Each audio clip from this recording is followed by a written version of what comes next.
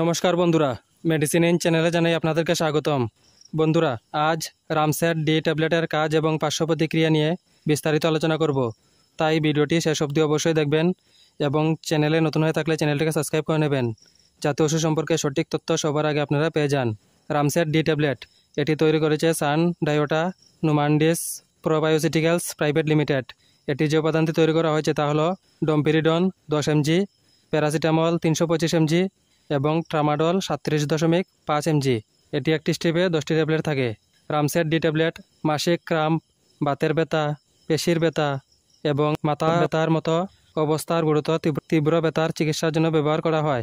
এছাড়া এটি মাথা ব্যথা বা মাসিকের ক্রাম্পের সাথে যুক্ত বমি বমি ভাব এবং বমি হওয়ার প্রবণতাও হ্রাস করে।